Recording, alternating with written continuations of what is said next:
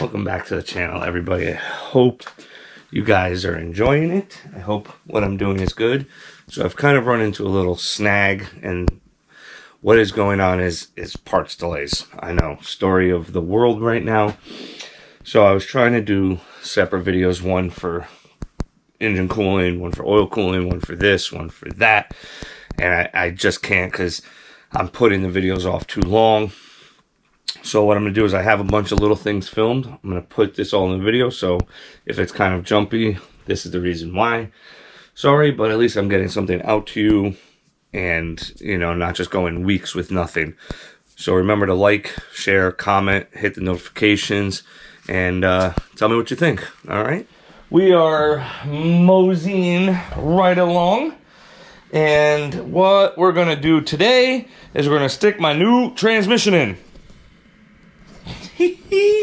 No, I dropped my transmission off at Accurate Transmissions here in Connecticut with Anthony, who's a pretty well-known transmission builder. And I said to him, I said, hey, by any chance, do you have a stock case laying around that I can just use for mock-up? He's like, yeah, I got this. So he gave me a pan to put on it, a tail shaft housing. He's like, it's a good case, so I'll just put a pan on it. And then I could stick it in the car so I could start making the turbo kit. Because I didn't want to do anything until I knew that motor was nice and straight and, you know, where it's supposed to be. While he has my transmission. I'll get some gloves here because I don't feel like getting dirty. We're going to stick this mock-up trans in. And then we are going to start to lay out the tubing for the cold side, which involves getting a couple bolts ran down into the intake manifold and getting a couple of bolts ran down into the intercooler. So that's all where it should be. And then I think it's going to go fairly easy.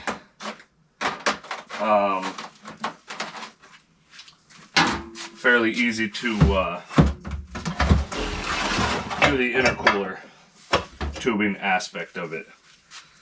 So, and then when I go to pick up my trans, I'll yank this back out because he's going to use this for a good core for someone who needs a transmission.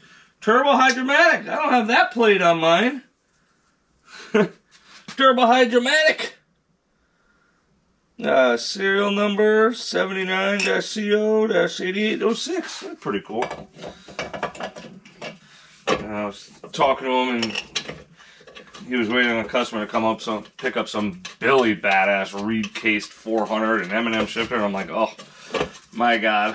I'm like, the price of them reed cases have just gone through the roof now, and I really want one just to have the safety of it, but good lord, I can't justify like $2,500 on a case, a tail shaft, and a bell housing.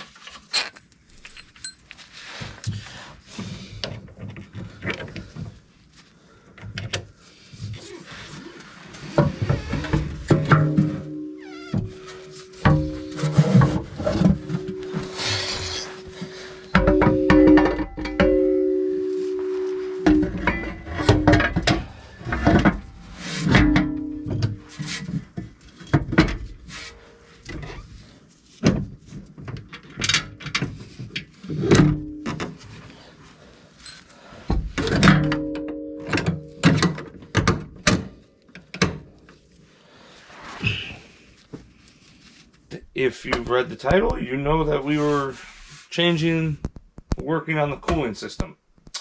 Whole new system this year. I didn't really have, once I got everything figured out last year, I really didn't have any major problems. But in the spirit of upgrading all the cooling, I might as well upgrade the actual engine coolant as well. Now, you can see that got it all torn down. Got my AC compressor back on. Low mount alternator this year. I'm changing this bracket. Not a fan of it, so I'm going to redo that.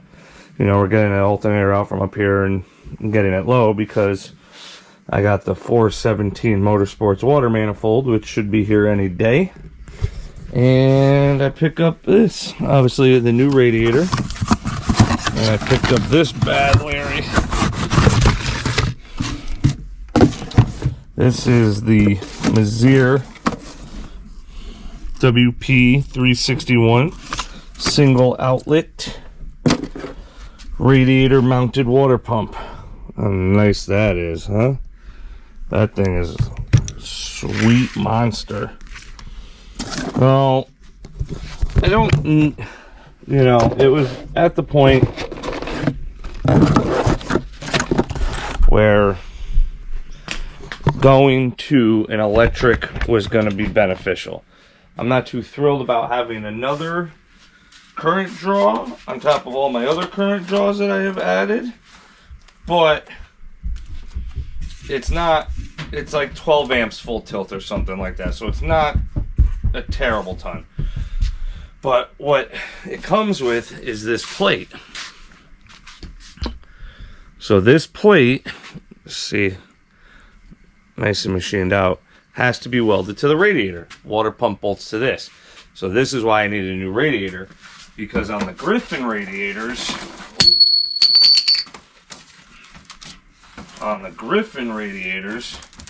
this end tank slopes in like this at the bottom. I can't really do that while needing to weld this. So this is a Summit or Jegs radiator. I think it's Summit, and this thing is, the welds on this thing are trash compared to the Griffin, which is saying a lot. So I can weld better than this, which is scary. This is definitely, doesn't say it anywhere, but this is definitely China made. I just hope it doesn't leak. I'll be really upset. But you get what you pay for. I fucked up. I should have bought something way nicer. But we are running out of money. So one of the things is this thing's just a little bit too big. So I had to take down some of the factory weld. You see right there. All right. So I took it down so this thing could sit as flush as it can. I'll have to put a nice good weld on here. I'm gonna have to weld it good all the way around. But that sits like that, and then the water pump bolts to it. And we'll have to, what I'm gonna do, just like the other one, cut this off, weld it shut. And I like this because it's got this design in it. So I'm gonna cut this open, slide a piece of aluminum in, double pass it to make it into a double pass, and then I'll weld it, which gives me a nice crater to weld into. So that should come out really nice. Way better than my last ones. So let's drill the hole and maybe get this thing welded on tonight.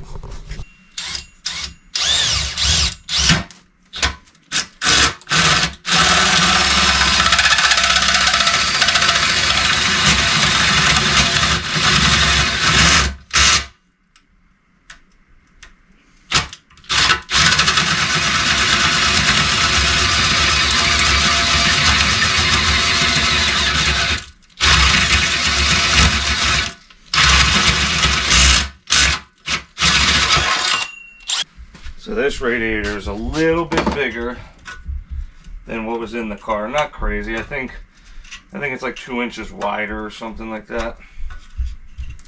Like I said, nothing crazy.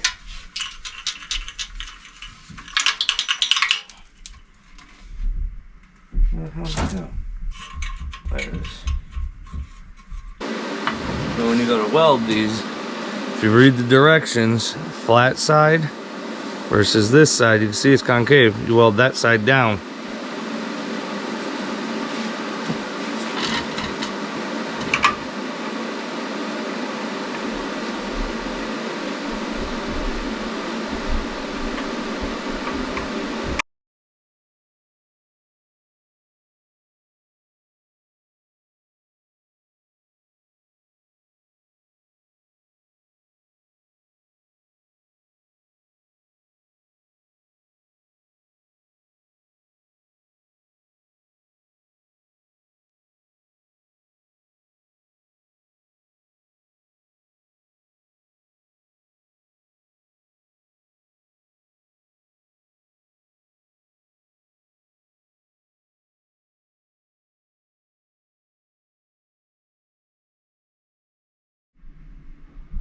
Well, not bad.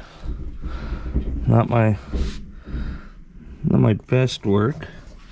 I have a feeling there's something going on right there. But once I weld this and I weld the block off in here, so it sends water this way, comes down and then goes this way, right? Because it's right in the middle of that. All right, we will pressure test this, and it's kind of nice. Oh god, got some serious heat going in that radiator, boy. You know, we'll pressure test it, and by I mean pressure testing it is I tape off all the inlets and outlets except for one, and I spray some air. I fill it with some air, and sorry. What I do is, so I tape it off. I get some duct tape, and you know, you don't gotta be crazy. So what I'll do is I'll like cap this off. I'll cap this off, and then I'll stick air in here, or you know, I put the radiator cap on here because it's easier, and then take a rag with air gun, and I'll spray this whole thing with Simple Green and see if there's any bubbles. If there's any bubbles, we'll fix it. But like, so look, so you see my welds, right? Not the prettiest. Look at whoever welded this thing. Like, I bet you I'm gonna get a fucking leak just out of this, and I'll have to fix that. My welds ain't perfect, and I already see a hole. Didn't notice that till now. So I gotta fill that, because that will be a leaker. But it don't look like this. Oh, this thing. We got an O-ring, 4 bolts, wiring harness that you supposedly have to use, and there's the pump. Now you gotta take it apart. Sorry, you gotta take it apart to mount the back plate. This part to the radiator, and then this bolts to it. So we're just gonna loosely do this. So it's American. Do you think it's American, or are they metric bolts?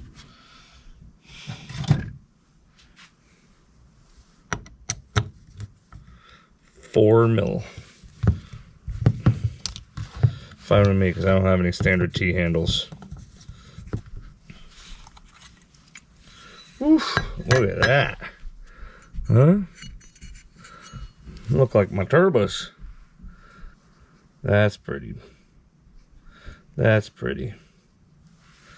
So, this is your base plate.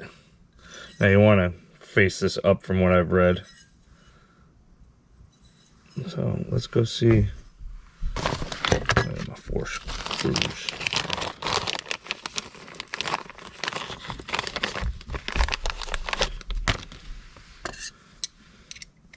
Oh, they're the same size. That's beautiful.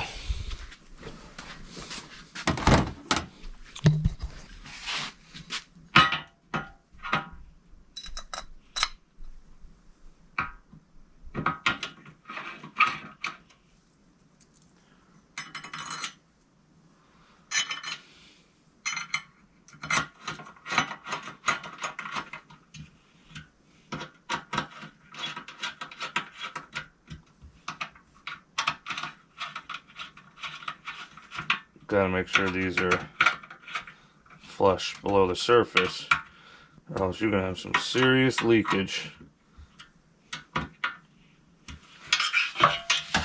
Look at that, man.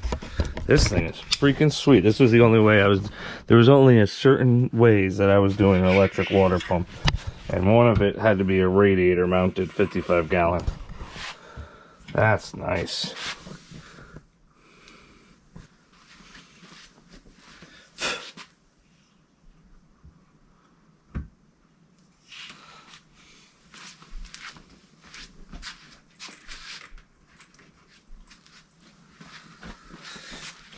She's a big one.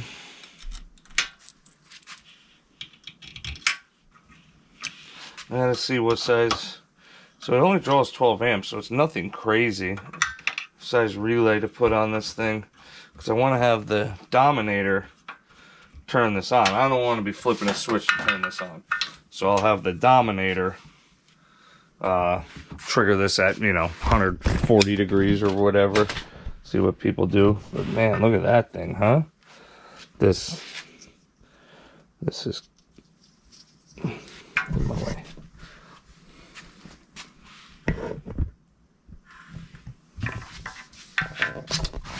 Now they make two versions. They make a dual one. It's like dual 12s or something. I got the single 20 because a lot of people just buy these plates that go on each side and you can run the dual lines up. But since I got the 417 one, I can run a single 16 off of it, which I think looks mucho better. Ooh. Look how far that thing sticks out.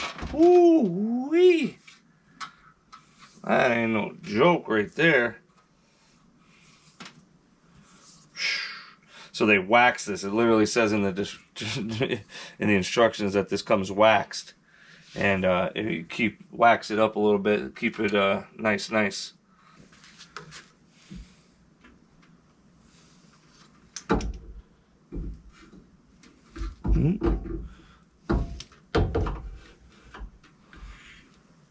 Oh. What I'll do is it'll come out. Kick this over. I don't think it'll actually matter.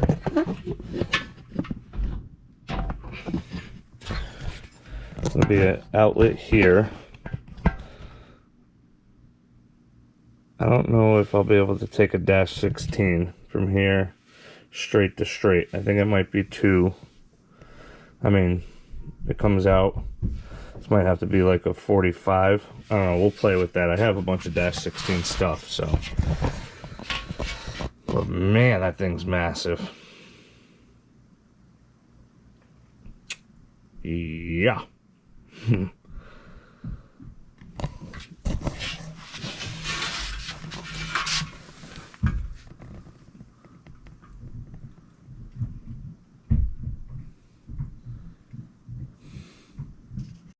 Alright, next is to cut this off, get this gone. What I'm going to do is I'm going to take a piece of aluminum, got some more, got to cut a hole in this, but what I'm going to do is I'm going to take a 1/8 inch MPT bung, you know, all my fab stuff from Monkey Fab here. Stop it. Mike keeps me. I'm gonna have to order some dash 6 weld on. I'm pretty much out. I am out. What do I use dash 6s on? What did dash 6s get used on?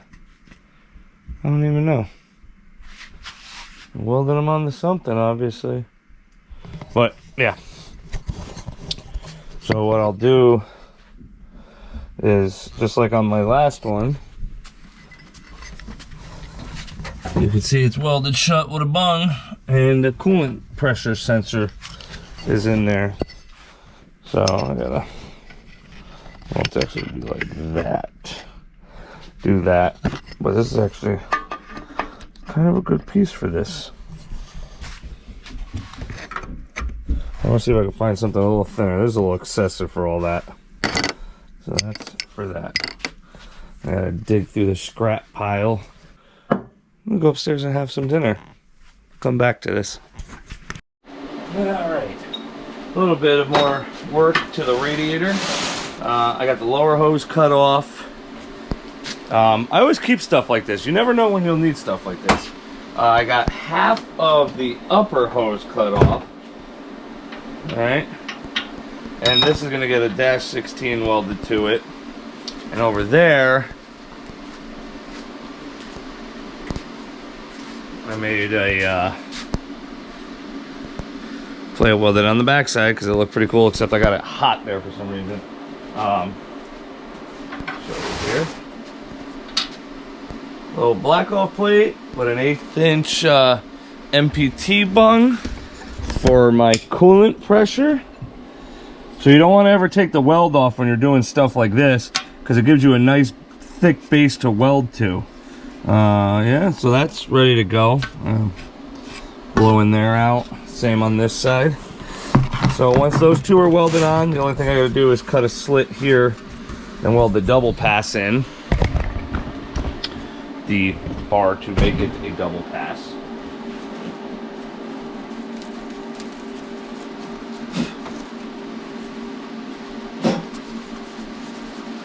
Make sure when you do stuff like this, you know, you try to get everything out. Obviously you can't, but make sure to wash, you know, blow it out with air and run water through it, stuff like that.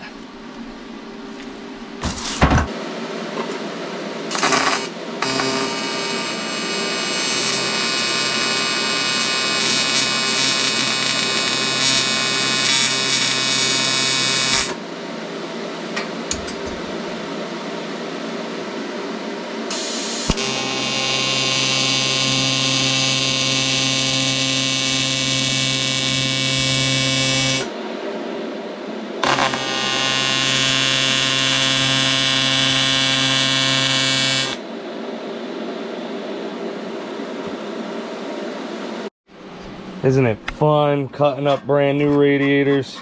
Yep,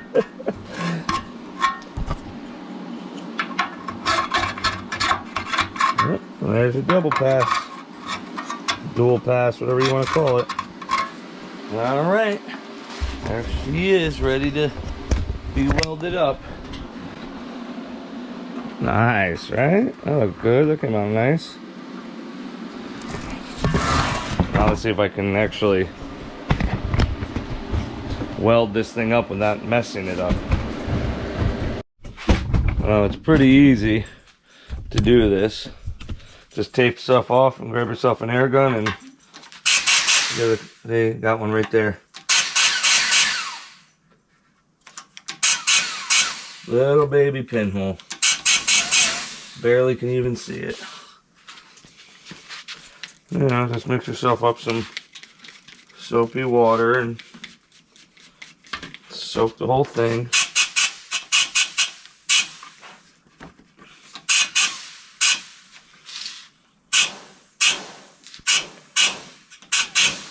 I ain't mad about that little pinhole. That's pretty good. Alright, let's check my dual pass here. See how I did.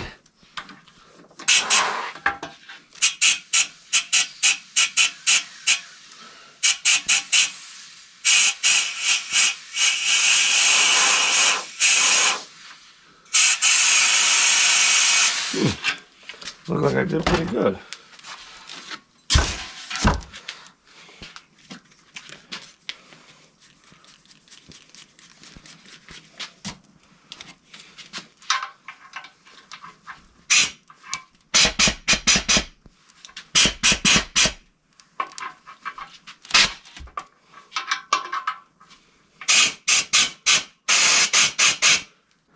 Right there. Not that big one right there, surprisingly.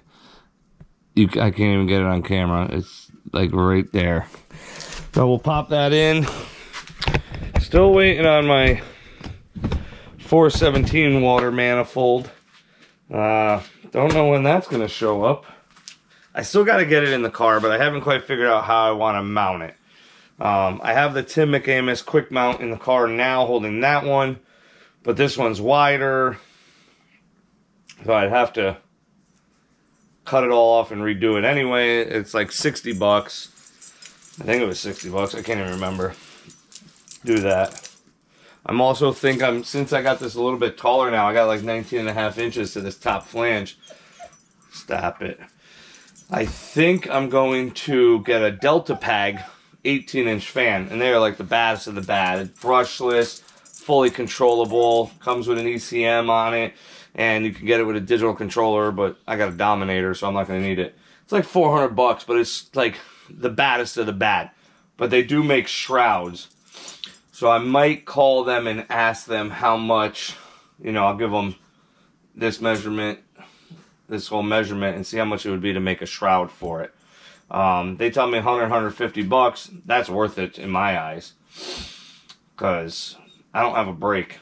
If I had a brake, it'd be a different story. So trying to bend this to make my own shroud would be a nightmare. So I'm going to do that. Hopefully this water block gets here and we can figure out how to mount this radiator and make some hoses. And then our cooling system will be pretty much done minus the fan. But I'm saving up a little more coin. I did a lot of upgrading in the transmission that I wasn't expecting. But Anthony and Accurate was like, yeah, you're on borrowed time, bro. You're going to break this dang thing. So I got to do that. I might as well do it now while he's got it and it's all apart and everything. Oh, good girl. We'll see. See if we get that here so I can finish this video out and get it out to you guys.